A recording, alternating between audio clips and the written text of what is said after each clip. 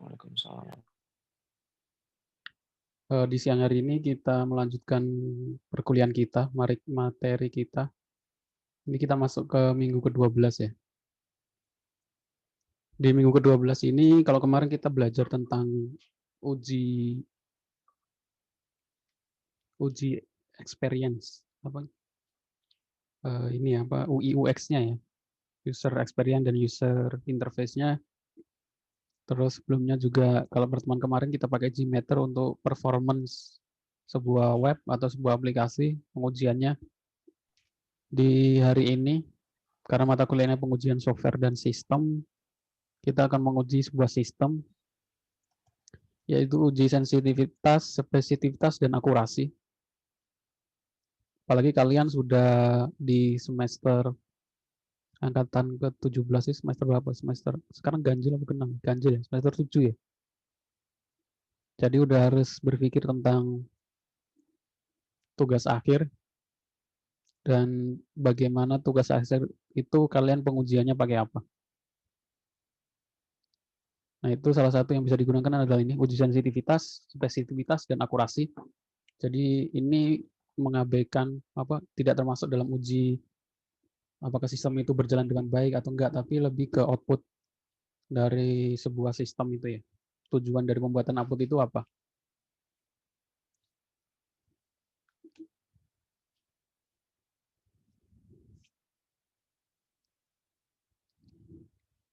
Ya, intinya adalah salah satunya adalah salah satu topik dalam informatika, yaitu SPK atau sistem pendukung keputusan atau decision support system. Kalau kita membuat sistem atau membuat perangkat lunak, sebuah perangkat pendukung keputusan atau decision support system, kita harus melakukan pengujiannya. Pengujiannya ke outputnya atau pendukung keputusannya itu sudah sesuai apa, sudah akurasinya sudah tinggi atau belum. Itu tergantung metode yang kita gunakan. Jadi kadang metode itu sesuai dengan kasusnya. Kasusnya kadang ada akurasinya tinggi ketika kasus digunakan di kasus A, tapi metode itu menjadi rendah ketika akurasinya menjadi rendah ketika digunakan dalam kasus B. Nah, itu adalah satu topik yang bisa kalian angkat nanti di tugas akhir. Sistem pendukung keputusan atau yang biasa disebut Decision Support System, DSS, adalah sebuah sistem yang digunakan untuk mendukung para pengambil keputusan manajerial untuk masalah semi struktural. Jadi ada masalah struktural dan ada masalah semi struktural. Kalau masalah struktural yang masalah yang bisa berulang-ulang tanpa perlu sistem. Tapi untuk yang masalah semi struktural kita bisa dibantu dengan sebuah sistem. Istilah SPK mengacu pada sistem, suatu sistem yang memanfaatkan dukungan komputer dalam proses pengambilan keputusan. Jadi apakah SPK itu bisa menggantikan orang? Harusnya tidak ya, tapi SPK bisa menjadi alat bantu pendukung keputusan atau bisa menjadi pembantu yang intinya adalah mempercepat proses sih. Kalau manusia bisa kadang berpikirnya agak lama, tapi dengan komputer kita dibantu untuk pengambilan keputusan selanjutnya itu biar lebih cepat. Ada banyak kasus ya yang bisa digunakan. Contoh yang real adalah yang lagi ramai kemarin ada deteksi COVID dengan gambar rongsen dari paru. Rongsen atau rongsen ya, MRE. Jadi ada sebuah perangkat lunak yang bisa dibuat untuk membantu pengambilan keputusan dalam apakah seseorang itu terkena COVID atau enggak dari tidak menggunakan tes PCR atau tes swab, tapi menggunakan gambar rongsen dari parunya seseorang ya. Jadi ketika kan kalau kalian baca berita dan lain-lain itu seorang yang terkena COVID itu parunya kalau di rongsen itu ada gambar kayak bintik-bintik putih-putih seperti itu ya. Nah itu kalau dokter mengambil keputusannya dia membaca manual, gambar rongsennya itu ditaruh di layar terus dilihat manual. Nanti dokter baru memutuskan ini ada indikasi COVID atau enggak. Nah, hal itu bisa digantikan dengan sistem. Jadi outputnya adalah gambar, inputnya adalah gambar rongsen, nanti aplikasinya deteksi titik-titik itu apakah banyak atau enggak, nanti outputnya ini indikasinya COVID atau enggak. Nah itu sudah pernah dibuat, ada proses pembuatannya, ada seminarnya juga. SPK sebagai sebuah sistem berbasis komputer yang membantu dalam proses pengambilan keputusan. SPK sebagai sistem informasi berbasis komputer yang adaptif, interaktif, fleksibel yang secara khusus dikembangkan untuk mendukung solusi dari permasalahan manajemen untuk meningkatkan kualitas pengambilan keputusan. Karena kebetulan kemarin saya ngambil S2-nya informatikanya adalah fokusnya informatika medis, jadi studi kasus saya kebanyakan yang saya pelajari, yang saya lebih banyak saya baca itu memang informatika yang berbasis medis ya. Entah itu sistem pendukung keputusan yang di medis, atau istilahnya e-health, atau ya e-health ya, telemedicine seperti itu. Sekarang lagi apalagi dengan adanya COVID ini, sekarang informatika mungkin lebih banyak dibutuhkan dalam bidang medis. Bagaimana mempermudah keputusan dokter, tapi apakah bisa menggantikan dokter? Nggak bisa ya. Tetap hal-hal sepele itu bisa butuh manusia untuk pengambilan keputusannya. Ada hal yang nggak bisa digantikan oleh komputer, tapi komputer bisa membantu lebih cepat. Kalau manusia mungkin butuh berapa menit gitu kan untuk mendeteksi sebuah yang biasanya dilakukan manual, komputer bisa melakukannya dengan hanya beberapa detik atau beberapa menit. Biasanya yang hubungannya dengan gambar sel, seperti kayak sel darah itu biasanya dokter spesialis radiologi itu dia ngecek manual darah manual. Kalau untuk kanker darah itu darahnya berbentuk nggak lingkaran, jadi darahnya agak lonjong atau seperti itu. Nah, itu biasanya dicek manual, itu bisa digantikan dengan komputer, seperti juga pengecekan berdahak-dahaknya itu ada darahnya atau enggak. Darah itu kan kecil, kalau dalam bentuk darah itu untuk penyakit paru-paru basah atau apa itu biasanya dilakukan dalam sebuah alat alat radiologi itu ya, untuk ngecek ada darahnya atau enggak. Nah, itu bisa digantikan juga, bisa mudah digantikan dengan komputer, dan itu masuknya kalau informatika masuknya ke image processing, olah gambar.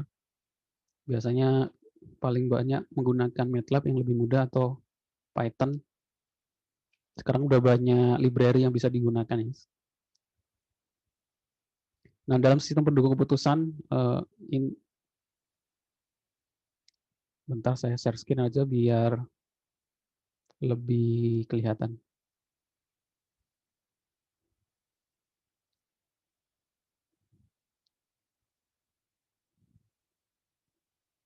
Kalau dalam pendukung keputusan medis ada SPK yang ada hubungannya dengan medis, itu kita pengujiannya menggunakan istilahnya ada tadi uji sensitivitas dan lain-lain, akurasi.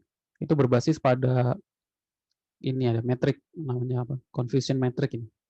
Ini teori ini dari dokter. Kalau dokter itu ini bukan prediksi, ini keputusan dokter, atau iya keputusan dokternya, terus ini aktualnya, apa keputusan dokter itu benar atau salah itu biasanya ada evaluasinya. Kalau di program juga sama, ini ada prediksi dari komputer, ini ada aktualnya.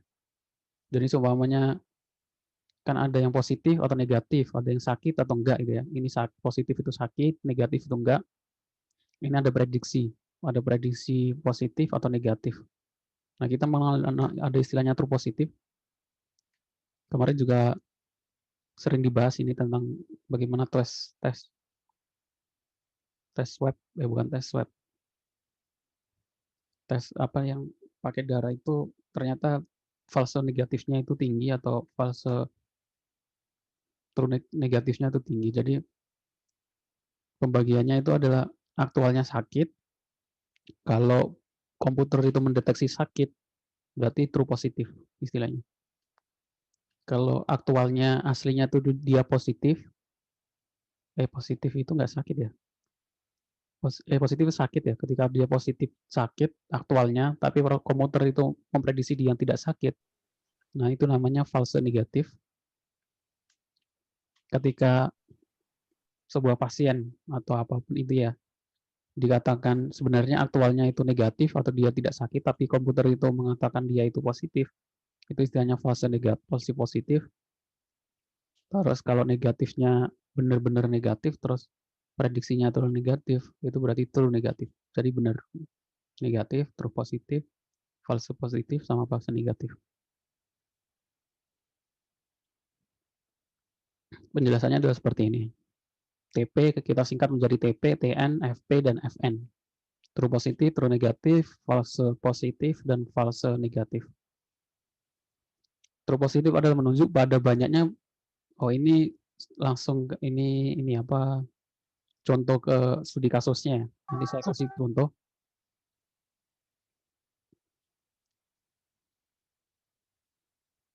Ini langsung ke contohnya, ini saya ambil di sebuah skripsi di Elip Unicom. Kalian bisa download di sini, ini laporan bab 4 kalau nggak salah. Di sini ada aplikasi, ini bukan gambar darah. Kayak gambar darah juga mirip seperti ini. Identifikasi dan pengenalan pola bentuk mineral pada permukaan sayatan batuan. Jadi dia mengidentifikasi gambar mineral, bentuk mineral pada sayat batuan. Ini gambar batu di zoom, terus diklasifikasikan. Ini aplikasinya. Terus untuk pengujiannya adalah hasil pengujian seperti ini. True positifnya true negatif, false positif, false negatif. Hasil perhitungan rasio bentuk FP, FN, hasil perhitungan simulasi, wajib, bukan wajib, jumlah semua pola. Jadi aplikasi ini menghitung berapa bentuk yang ada di dalam satu gambar dia. Ini pakai aplikasi, ini pakai sistem, ini yang manual. Jadi dibandingkan gitu ya. Outputnya sama, jadi termasuk bagus. Tapi true positif TF ini 12, ini deteksi wajibnya 12, ini deteksi wajibnya 16, ini mendeteksi bukan wajibnya 36, ini mendeteksi wajibnya 32. Jadi fase positifnya 1, fase negatifnya 6.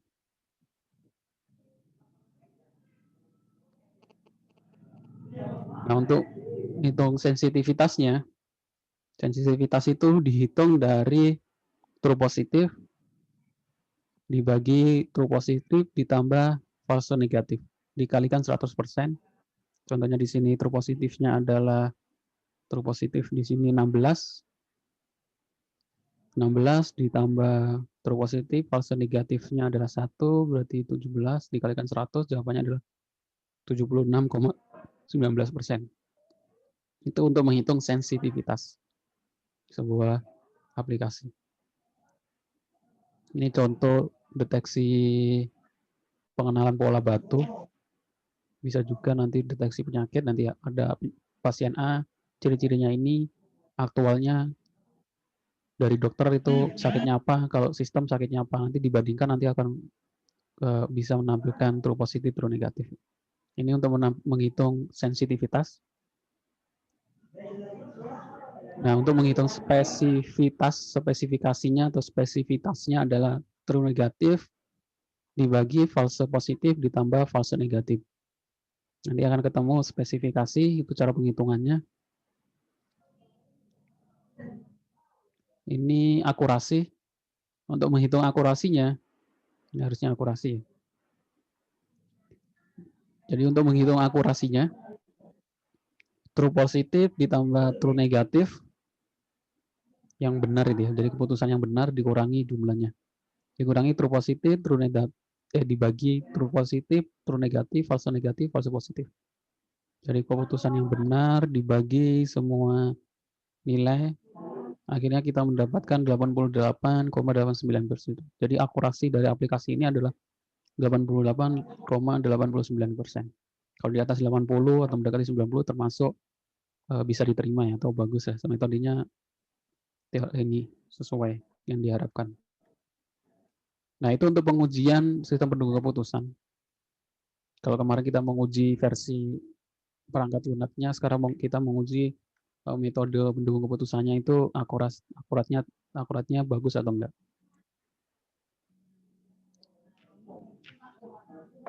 Kalau dalam realnya, kemarin saya pernah bimbing deteksi jamur, mahasiswa deteksi jamur. akurasinya dikit 60%, atau bahkan ada yang 40%. Ya, kita berarti bukan skripsi kita gagal ya, tapi emang faktanya seperti itu. Ternyata metodenya yang kita pakai itu tidak sesuai, tidak sesuai yang diharapkan, nggak bisa untuk dijadikan sebuah deteksi sebuah gambar jamur gitu. Kalau nggak kita analisa kenapa metode ini akurasinya sangat rendah gitu. Kalau masih bisa jadi ini kalau kalian pengen studi tugas akhirnya tentang deteksi gambar dan lain-lain, juga bisa juga dengan perbandingan metode. Jadi biasanya kan sudah terlalu umum itu, deteksi gambar dengan metode ini, deteksi wajah dengan metode ini, deteksi huruf dengan metode ini, deteksi apapun itu ya, mobil atau apa, kalian bisa ajukan judul yaitu perbandingan metode. Jadi deteksi pakaian atau deteksi kendaraan pakai metode A sama metode B itu akurasinya lebih tinggi itu apa? Itu juga boleh.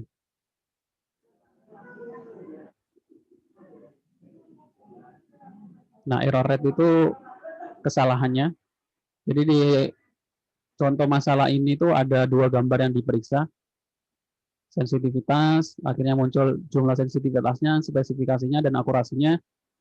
Terus kita bandingkan dengan jumlah, jadi aplikasi itu mendeteksi ada berapa gambar bentuk pola wajah ya, di dalam satu gambar batu itu, gambar 2, cuma 2 gambar yang dijadiin sampel. Kalau pakai sistem dia bisa mendeteksi 48 gambar 1, gambar 2 dia bisa mendeteksi 77. Kalau manual, nah ini 48, 79 ada selisih ya. Kalau seperti ini emang yang dianggap benar emang manual, karena manual kan manusia yang ngerjakan. Sama seperti sistem pendukung putusan penyakit atau lain-lain, manual itu dikerjakan oleh ahlinya atau dokter gitu ya. Dokter menentukan ini ada berapa, ini sistemnya berapa, nanti ketemu error segmentasinya, error rate-nya berapa.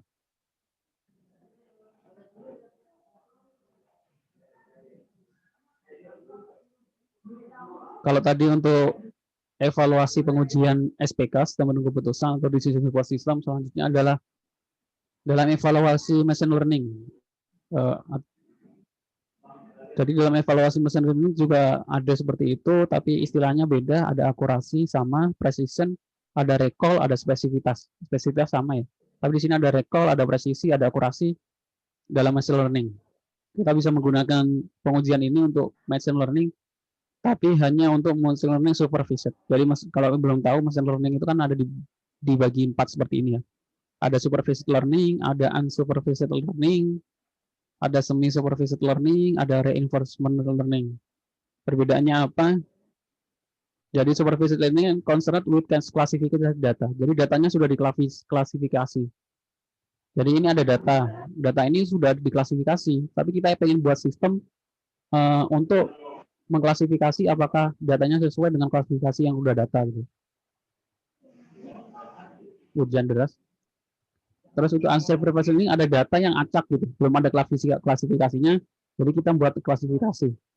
Itu teknik unsupervised learning, semi-supervised learning itu gabungan dua-duanya. Reinforcement learning itu nggak ada klasifikasi, ada data sembarangan, akhirnya dia bisa membuat klasifikasinya. Jadi untuk penjelasan sederhananya, nah pengujian yang akan kita gunakan ini akurasi, presisi, recall, dan spesifikasi itu hanya khusus untuk supervised learning. Jadi supervised learning itu apa? Jadi di sini ada raw data, terus kita masukkan algoritmanya, nanti dia ada manual verifikasinya, nanti kita bisa mengklasifikasikan atau membagi sesuai dengan yang ada. Jadi intinya itu supervised learning itu sudah ada data yang berbeda, terus kita buat garis untuk memisahkan antara keduanya. Ya. Nanti ketika ada data baru, ini ada data baru ini, kita bisa memprediksi bahwa ini adalah bagian dari ini. Nah, semuanya ini sakit perut, ini sakit gigi gitu ya. Mungkin ini tanda-tanda parameter kan ada tanda-tanda. Kalau ada tanda-tanda terus posisinya di sini, oh berarti ini sakit ini. Nanti kalau posisinya di sini, oh berarti sakit ini. Nah itu istilah machine learning. Jadi kita bagaimana mengambil garis pemisah antara dua grup, bisa di sini sesuai dengan metode yang kita gunakan. Kalau unsupervised learning itu ada data yang sama, ini ada data sama, ada banyak itu ya data, ada yang di posisinya di sini, posisinya di sini. Nah kita membagi berapa grup gitu ya. Nah kita menentukan grupnya itu ini masuk mana, ini masuk mana. Oke seperti itu. Iya, ada yang ditanyakan?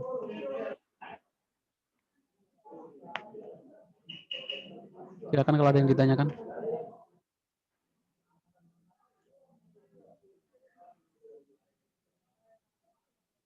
Nggak ada ya?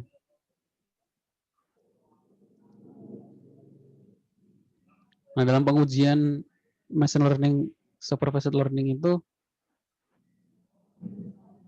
kita sama masih menggunakan koefisien metrik, yaitu aktual positif, itu istilahnya aktual positif, prediksi negatif, sama ya true positif, false negatif, false positif, false negatif.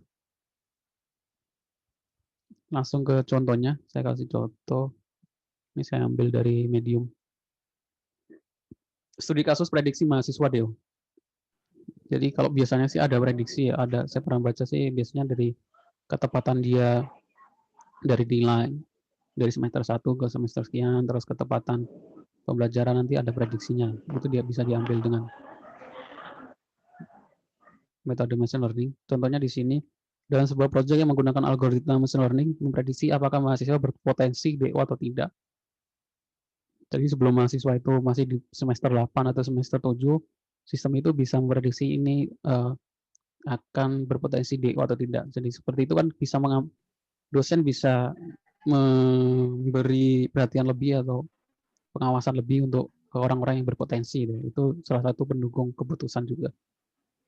Setelah algoritma tersebut dijalankan dalam bentuk program, hasilnya adalah seperti berikut. Jadi di sini ada banding 1 sampai 10, ini status sebenarnya. Jadi setelah real gitu ya, akhirnya tidak DO, terus ini DO, dan ini ada prediksinya, hasil prediksinya sebelumnya. Data seperti ini bisa diambil dari, kita ambil data orang yang DO gitu ya, terus kita ambil data SKS-nya dan lain-lainnya, terus kita masukkan ke prediksinya apakah sesuai atau enggak, terus kita ambil data yang sudah DO gitu. Bisa seperti itu.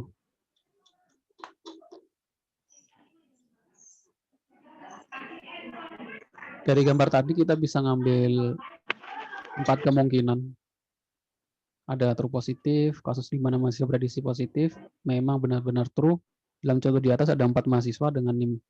Jadi TP-nya adalah 4, true negatif, TN-nya adalah 3, false positif, FP-nya adalah 2, false negatif, FN-nya adalah 1. Kalau sudah kita ketahui TP, TN, FP, FN-nya ini bisa kita hitung. Ini cara mudah mengingatnya ya. Jika diawali dengan true, maka prediksinya benar. Entah diprediksi terjadi atau tidak terjadi dalam kasus di atas. Entah diprediksi DO atau tidak itu, data sebenarnya adalah seperti itu. Jika diawali dengan false, maka menyatakan prediksi adalah salah. Positif negatif merupakan hasil dari prediksi program. Nah, untuk pengukuran performanya, jadi itu tadi adalah metode untuk pengukuran performance machine learning supervised. Untuk mengukur akurasi adalah TP ditambah TN dibagi TP, FP, FN, dan TN. Sama dengan tadi, 43, 4 tambah 3 dibagi 4, 2, 1, ada 7/10, 70% akurasinya. Terus precision merupakan rasio prediksi benar positif dibandingkan dengan keseluruhan hasil yang prediksi positif. Precisionnya TP dibagi TP dan FP. Itu muncul 67%. Terus recall atau sensitivitas sama seperti tadi, tapi di machine learning istilahnya recall. Yaitu TP dibagi TP ditambah FN, 4 dibagi 4 ditambah 1, 80%. Dan spesifitas merupakan kebenaran memprediksi negatif dibandingkan dengan keseluruhan data negatif. Spesifitas menjawab pertanyaan berapa persen mahasiswa yang benar diprediksi tidak DO dibandingkan dengan keseluruhan mahasiswa yang sebenarnya tidak DO. Selanjutnya ada pengukuran F1 score. F1 score merupakan perbandingan rata-rata presisi dan recall yang dibobotkan. Contohnya F1 score 2 dikali recall precision dibagi recall ditambah precision. Dalam kasus di atas, F1 score adalah 72,93%.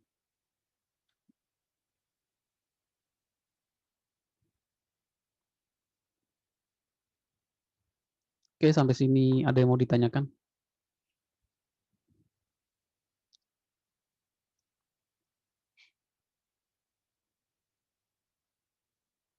Untuk materi ini belum ada tugas. Mungkin nanti di UAS-nya nanti masuk dalam soal UAS ya.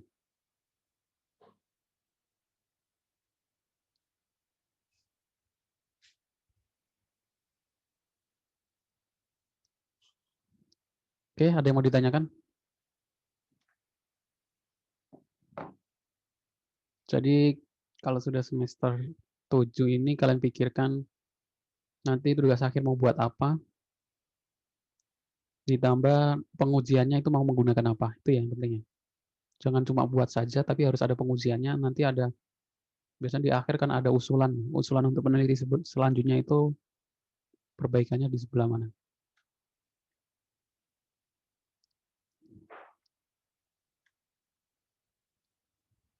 Ada yang ditanyakan?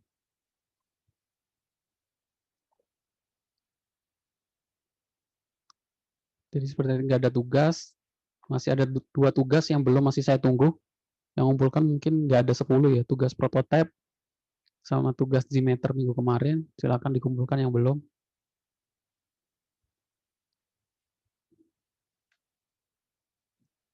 Kalau nggak ada tugas, mungkin saya bisa tutup, saya akhiri. Silakan dipelajari, kalau bisa di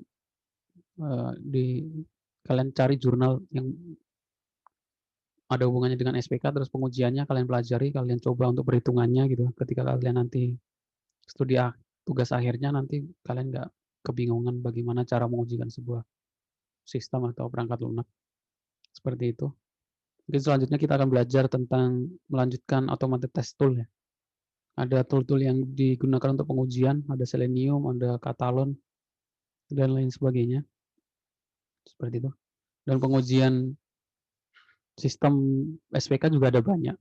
Ini salah satu saja, nanti kita pelajari di pertemuan selanjutnya.